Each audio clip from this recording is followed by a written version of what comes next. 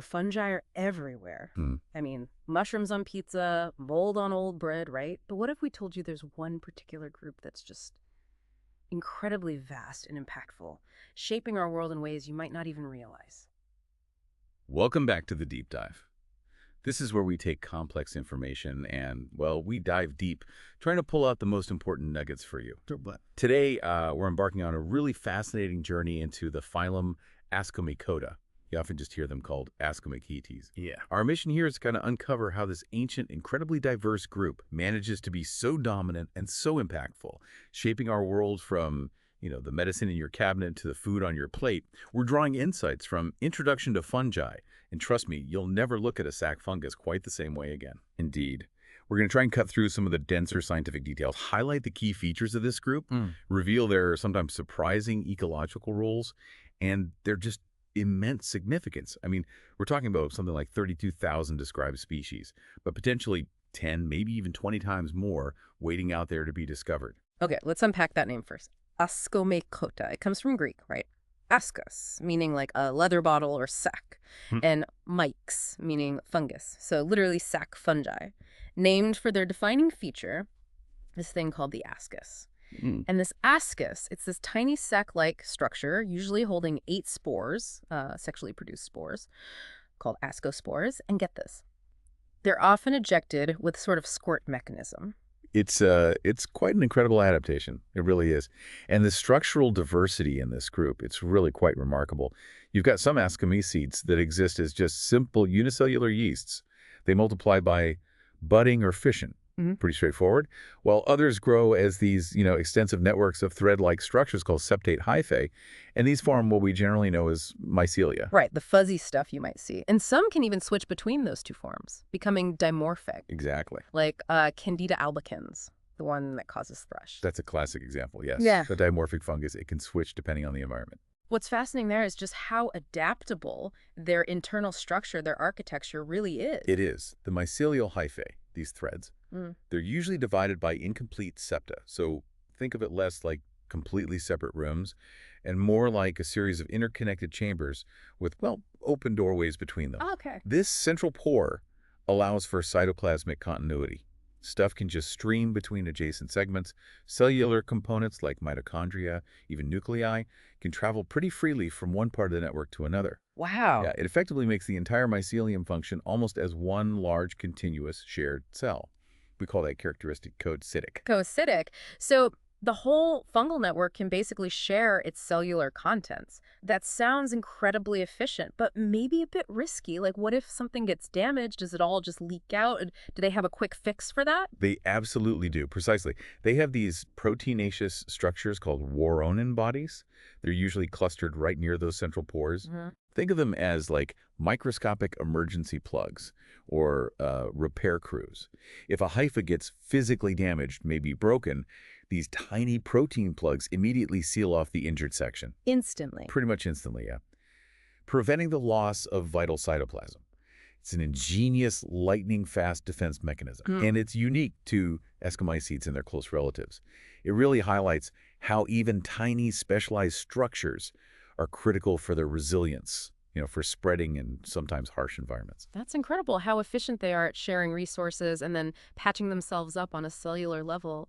But that sort of collaborative spirit, it doesn't stop just at the cytoplasm, does it? It goes deeper, right down to their genetics. Absolutely. Yeah. Yeah, the mycelia themselves can be homokaryotic, where all the nuclei are genetically identical, like clones.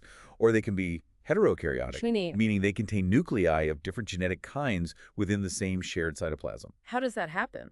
Well, heterokaryons often form through something called anastomosis. That's basically the cytoplasmic fusion of two different vegetative hyphae when they meet. So they just kind of merge. They merge, yeah. And this genetic mixing gives the mycelium incredible flexibility, allows it to adapt to changing conditions, maybe express new traits. Sometimes you can actually see this mixing visually as different-looking sectors in a fungal colony growing on a petri dish. Okay, so this inherent flexibility, it extends right into their reproduction, which is, as you said, surprisingly varied.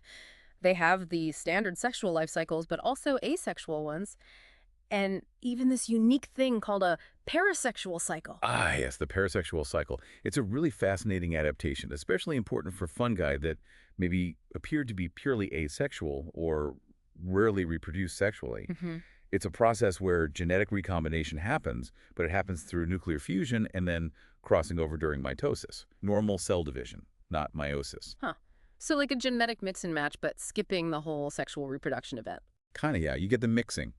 Then, haploidization, getting back to the normal number of chromosomes, happens by the gradual, sort of random loss of chromosomes during subsequent divisions. So it's like a partial substitute then for sexual reproduction, ensuring they still get genetic variability even if they don't do meiosis often or at all? Exactly. It's a way to maintain adaptability. This process was famously first figured out in Morchella nigilans, which is actually the sexual stage of an aspergillus. And it helps explain how many apparently asexual fungi, like lots of aspergillus and penicillium species, can still achieve genetic variability and, evolutionary success. It's key to their widespread adaptability. Okay. Now, for their actual true sexual life cycles, those involve nuclear fusion and meiosis happening inside that defining structure, the ascus. But how do these microscopic organisms even manage to, find each other and combine their genetic material, especially in such a varied group? Well, their mating behavior can be homophalic, Meaning they can. meaning a mycelium that grew from just a single ascospore can reproduce sexually all on its own, like Sordaria thymicula, a common dung fungus used in labs. Self-sufficient. Right. Or they can be heterophalic. This means they need two different compatible mating types to come together. We often just label them as A and A. Okay, so when these compatible types need to get together, how does that actually happen? What's the process? It starts with plasmogamy, which is just the fusion of their cytoplasm. And how does that fusion happen in practice? Are there different ways? There are a few clever ways, yeah. Sometimes you have specialized male and female structures called gametangea that physically fuse. You can imagine like a filamentous extension, the trichogyne, growing out from the large female structure, the ascogonium. Okay. And it reaches out to connect with a male structure, the antheridium. Pyranema domesticum does this. In other cases, it might be a small unicellular male gamete, basically a fungal sperm called a spermatium, which fuses with a differentiated female ascogonium. Neurospora crassa, the bread mold used in genetics, does this. Okay. And then sometimes it's incredibly straightforward. Fusion just happens between totally undifferentiated hyphae. No recognizable sex organs involved. That's called somatogamy. Coprobia granulata demonstrates this. So different methods, but the key is that cytoplasmic fusion kicks off the whole sexual cycle. Exactly. That's the first step towards making those achamenes. Now, beyond all the sexual stuff, many Ascomycetes also reproduce asexually, right? Mostly using these things called conidia. In fact, you mentioned Aspergillus and Penicillium. A lot of fungi that used to be dumped into this category called Deuteromycotina, or Fungi imperfecti. The imperfect fungi. Basically, fungi where scientists hadn't found a sexual stage yet. Many of those turned out to be just the conidial forms, the asexual forms of Ascomycetes. That's absolutely right. Many, many common molds fall into that category. Their asexual reproduction via conidia is incredibly effective. So these asexual spores, the conidia, they come in all sorts of shapes and sizes. Oh, incredibly diverse in form and structure, yes. But how they develop, the actual process of conidiogenesis, occurs in a relatively limited number of fundamental ways. Can you give us a clearer picture of how they form? Especially, for us listening without pictures. Sure. There are two main modes, blastic and thallic. Yeah. Imagine the spore developing by simply blowing out from part of a cell wall, almost like inflating a tiny balloon from the parent cell. That general process is blastic conidiogenesis. Okay, blowing out. Yeah. And a really fantastic example within that is phyletic development. Here you have a specialized cell, often flask-shaped, called a phyllide.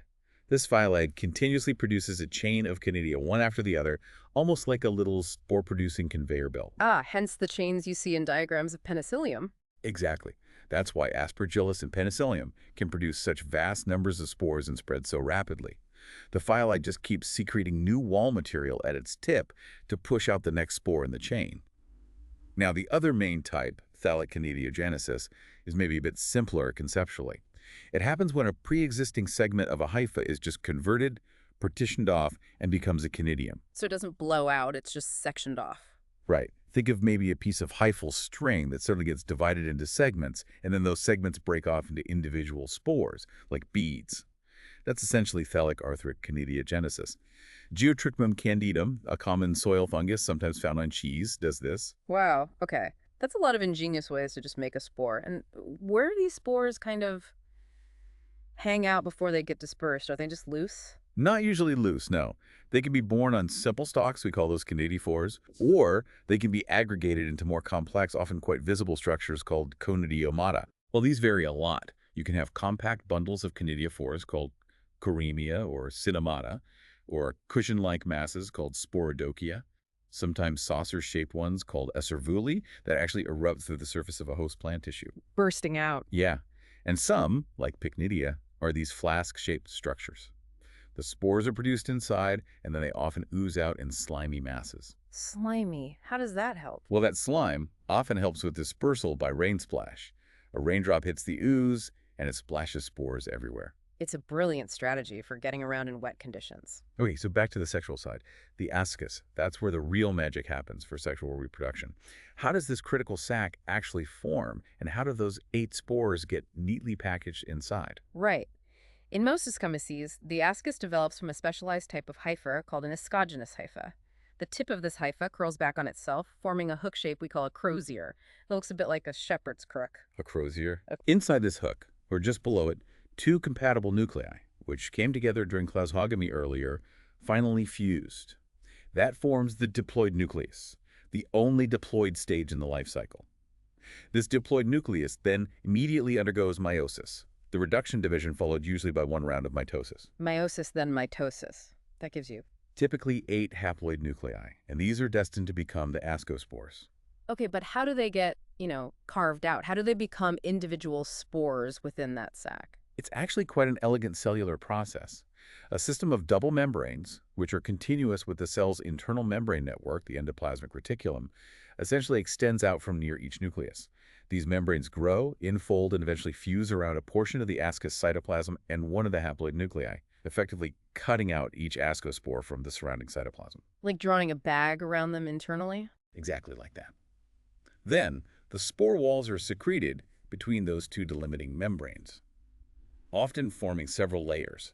Sometimes these walls are quite ornate, with spines or ridges, or they might be pigmented, perhaps for protection against UV light. And some ascospores have other amazing adaptations too, right, for Yeah. dispersal? Yeah, absolutely. Many have this mucilaginous sort of slimy outer layer called the perispore. Now, this isn't just decoration. It can help with lubrication during that forceful ejection we talked about. Ah, makes sense. It also helps them attach to surfaces once they land. And, get this, it can even cause spores to stick together as they're shot out, forming multisporous projectiles. Essentially a heavier clump of spores that can travel further than a single tiny spore, like a fungal slingshot. Whoa. And in aquatic and marine Ascomycetes, the spores often have these really elaborate, often thread-like appendages. These unfurl once they hit the water, increasing drag, slowing sedimentation, and helping them snag onto submerged surfaces, like leaves or wood in a stream. Incredible adaptations. And the ascus wall itself, the sac, it's not always the same structure, is it? The way it opens seems like a really big deal for getting those spores out effectively. Absolutely. The structure of the ascus wall and how it opens, its dehiscence mechanism, are key features used in classification. Some asci are called operculate. Think operate a lid. They actually open with a built-in lid or cap, like a tiny trapdoor popping open. Cool. These are characteristic of certain groups, especially many of the cup fungi, the Pizzisalis. Okay. Most Ascomycetes, however, have inoperculate asci. They open through just a simple pore or maybe a slit at the apex. And many of these inoperculate asci also have a specialized structure right at the tip called an apical ring or annulus. This functions kind of like an elastic sphincter. It can contract and expand to help squeeze the spores out through the narrow opening and maintain the internal pressure. Right. And then the moment of truth, the discharge. How do these tiny sacs generate enough force for that powerful expulsion you mentioned? It's all about turgor pressure. The explosive release of ascospores is driven by a rapid increase in the internal water pressure within the ascus. This happens because the fungus actively pumps solutes into the ascus, causing water to rush in via osmosis. Builds up pressure. Exactly. This pressure becomes quite significant, causing the ascus wall to stretch, and eventually, usually at the pre-weakened tip, it bursts open. And in those cup fungi, you can actually see this sometimes. You can. With some larger cup fungi, if the conditions are right, you can sometimes witness puffing. This is where large numbers of ascospores mature and discharge simultaneously, creating a visible cloud of spores rising from the cup. It's quite dramatic. Wow. And what's truly fascinating from a physics perspective is that these discharging ascospores are among the fastest accelerating biological objects known. The acceleration is incredible to achieve the necessary range.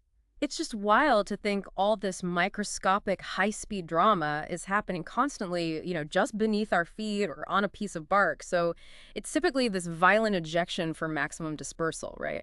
But not always. You mentioned truffles. Correct. Not always explosive. Some Ascomycetes have evolved different strategies, particularly those with more globose, less elongated asci, or those that form their fruit bodies entirely underground, like the true truffles, tuber species. These don't discharge their stores violently. It wouldn't do any good underground. Right. Instead, their asci might just break down, releasing the spores passively within the fruit body. Dispersal then often relies on other agents. Spores might ooze out in a sticky mass that attracts insects, which then carry them away. Or, in the famous case of truffles, the mature fruit body develops a strong, distinctive odor. The smell everyone pays so much for. Exactly. That odor attracts animals, pigs, rodents, deer, who dig them up, eat them, and then disperse the spores in their droppings somewhere else. They've essentially evolved a brilliant workaround. Instead of shooting spores into the wind, they lure animals, effectively turning forest creatures into their personal spore couriers. Talk about a sophisticated dispersal strategy. Okay, so we've talked about the ascias, the spores, the discharge. What about the larger structures that we might actually see? These are what we often think of as mushrooms, although I guess for Ascomycetes, they come in a much wider, maybe stranger array of forms than the typical mushroom shape. That's right. These are the ascocarps, or ascomata, the fruit bodies that house the asci.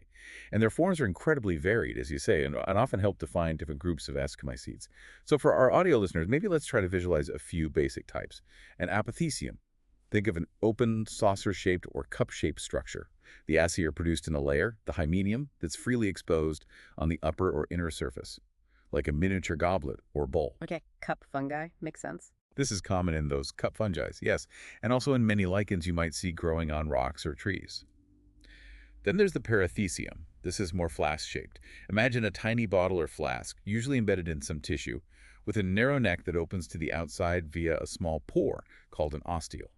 So the spores shoot out through that little hole? Precisely.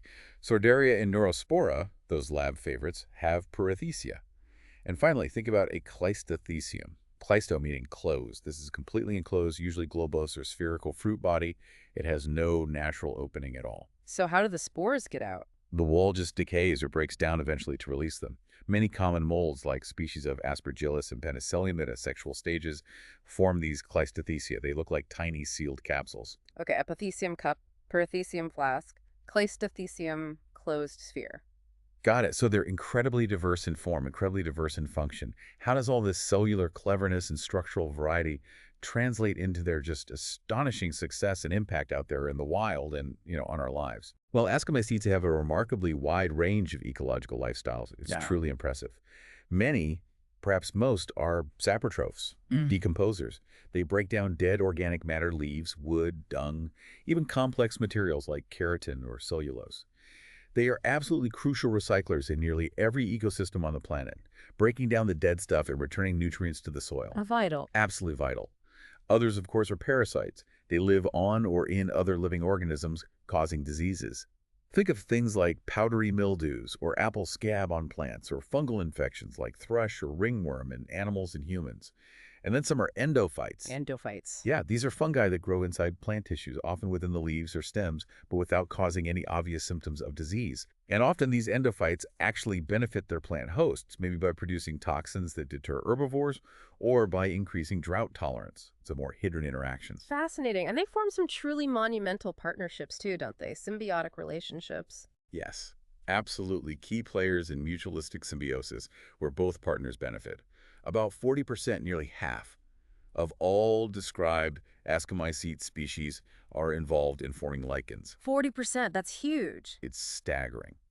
Lichens, as you know, are these fascinating dual organisms.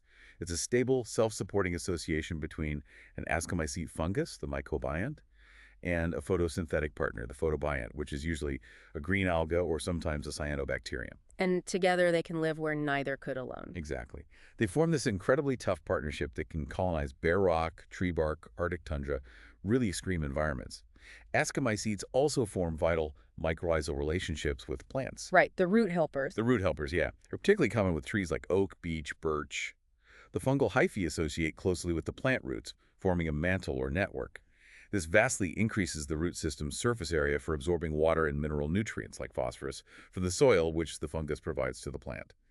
In return, the plant gives the fungus sugars from photosynthesis. And truffles fit in here. Yes, the famous true truffles, tuber species, Mm-hmm. and also the less famous but ecologically important false truffles, the Erysiphales species, are prime examples of ectomycorrhizal ascomycetes. Their fruit bodies form underground in association with tree roots. Okay, so given this incredible diversity, these critical roles, these ancient partnerships, Yeah. just how ancient are these fungi? What does the fossil record tell us? Well, Ascomycetes are a truly ancient group. There's fossil evidence, fossilized structures that potentially represent Ascomycetes, found in rocks dating back maybe a billion years. A billion? Wow. Though interpretation of very old fossils is always tricky. Mm. But we have suggestions of lichen-like associations perhaps 600 million years ago, and we have definite, unambiguous fossil perithecea, those flask-shaped structures found in the Rhynie chert from Scotland, dating back about 400 billion years ago. So they were around making complex structures well before vascular land plants really took over. Absolutely. They were established early, and some fossils found preserved in amber, maybe 20 million years old, look virtually identical to modern species of certain groups, suggesting very little evolutionary change in some lineages over vast timescales. Incredible stasis. And relationship-wise? They are considered a sister group to the Mycota, the group that includes most familiar mushrooms. Their common ancestor is estimated to have lived around 600 million years ago, maybe more. So these organisms have been shaping Earth's biology for an astonishingly long time. Okay, so after diving into all these, intricate details, the whirring in bodies, the croziers, the puffing ashament, what does this all mean for us? Why should you, our listener, really care about these sac fungi? Well, their scientific and economic significance is just immense. It truly impacts our everyday lives in countless ways, scientifically. Think about Neurospora crassa, the red bread mold. Yeah. Work on that fungus by Beadle and Tatum led to the one gene, one enzyme hypothesis, a cornerstone of modern genetics. Foundational stuff. Absolutely. And then you have the yeasts. Budding yeast, Saccharomyces cerevisiae, and fission yeast, Schizosaccharomyces palmae. They were among the very first eukaryotes to have their entire genome sequenced. Research on them has provided fundamental insights into everything from anaerobic respiration fermentation to the basic mechanisms of cell division and the cell cycle. Understanding the cell cycle in yeast has even informed cancer research in humans. Wow. Okay, so scientifically crucial. What about economically? The benefits. Economically, on the beneficial side, where to start? They are absolutely vital for alcoholic fermentations. Wine, beer, that's Saccharomyces yeast at work. They are the source of some of our most important life-saving antibiotics. Penicillin from Penicillium crusogen, formerly notatum. Cephalosporins from Acremonium, formerly cephalosporin. Huge medical impact. Enormous. They're used industrially to produce organic acids like citric acid, which is in tons of foods and drinks produced by Aspergillus niger. They give us the immunosuppressant drug cyclosporin, originally from Tolipocladium inflatum, which is absolutely crucial for preventing organ transplant rejection. They're essential in food production beyond alcohol. Bread making relies on yeast carbon dioxide production. Cheese ripening, think Roquefort Camembert Brie, uses Penicillium roqueforti or P. camemberti for flavor and texture. Cheese. Right. Soy sauce production uses Aspergillus oryzae.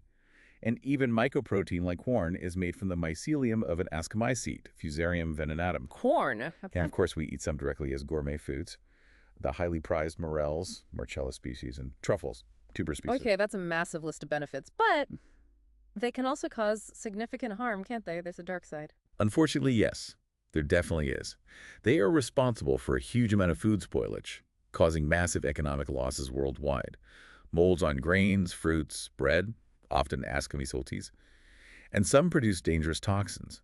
A major historical and ongoing concern is the ergot fungus, Claviceps purpurea. It infects rye and other grains. Eating contaminated grain causes ergotism, a severe, sometimes fatal disease in humans and cattle, known historically as St. Anthony's fire. Nasty stuff. Very nasty. Interestingly, studies on the potent toxins it produces, the ergot alkaloids, actually led to the discovery of useful drugs for treating migraines and controlling bleeding after childbirth. But those same studies also led to the synthesis of the powerful hallucinogen lysergic acid diethylamide, LSD, which has its own complex and notorious history. Wow, a double-edged sword there. Very much so. Another really serious concern is aflatoxin. This is produced by Aspergillus flavus and related species, which commonly contaminate things like peanuts, corn, and cottonseed, especially in warm climates. Aflatoxin is one of the most potent naturally occurring carcinogens known. It's a major public health issue in many parts of the world. Carcinogenic, wow. Highly. And there are other mycotoxins produced by various Ascomycetes that can cause infertility in livestock, severe organ damage, or other illnesses in animals and humans who consume contaminated feed or food. And beyond toxins, they are also just numerous and important pathogens of both plants and animals, causing billions of dollars in crop losses and significant animal health problems globally. Okay, so definitely a group with huge benefits and also significant risks. It's clear that this vast, ancient, and incredibly impactful group plays an enormous role on the planet.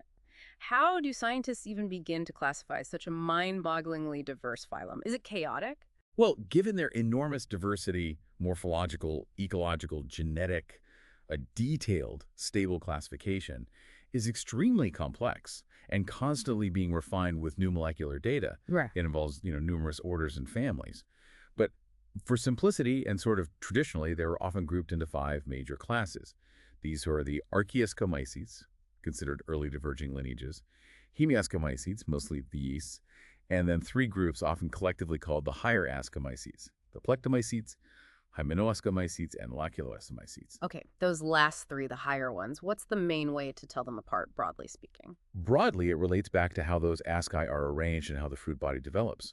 The Hymenoscomycetes typically produce their asci in an organized fertile layer, that hymenium we mentioned, which is often exposed like on the surface of a cup or lining the inside of a perithecium. The fruit body sort of develops around this hymenium. In contrast, in the Loculoascomycetes, the asci develop within pre-existing cavities, or locules, inside a mass of fungal tissue called an ascostroma.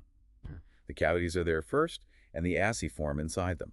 It often leads to a more enclosed structure, sometimes looking like a perithecium but developing differently. So it's about how and where the asci are housed within the larger structure. Exactly. These different developmental strategies for housing and protecting the spores reflect their diverse evolutionary paths and adaptations. What an absolutely incredible journey through the Ascomycota. I mean, from their tiny, often explosive sacs, the asci, to their absolutely global impact on our food, our medicine, entire ecosystems. It's so clear these sac fungi are far, far more than just, what meets the eye as maybe a bit of mold or a fancy truffle. They are ancient, unbelievably diverse, and just fundamentally interwoven with life on Earth. Yeah, this deep dive really does highlight how even seemingly small microscopic structures like that ascus, or the Warzen body plug, or a phyllite, have evolved to perform incredibly complex and vital functions. Functions that literally shape entire environments and even human industries. It really makes you wonder what other microscopic dramas are playing out constantly, right under our noses, that are just as wild and just as important. So what does this all mean for you? Well, maybe the next time you encounter a fungus, whether it's the yeast that made your bread rise, or a patch of colorful mold you quickly clean up, or even a lichen on a rock, take second. Consider the intricate, ancient, and often hidden world of the Ascomycetes and the crucial roles they're playing. And maybe ask yourself, what other overlooked organisms, maybe just as complex and important, might be quietly holding up the world around us, just waiting for us to take a deeper dive? That's all for this deep dive. Thank you so much for joining us. Yeah, we hope you feel maybe a little more well-informed about this amazing fungal group. Until next time, keep exploring.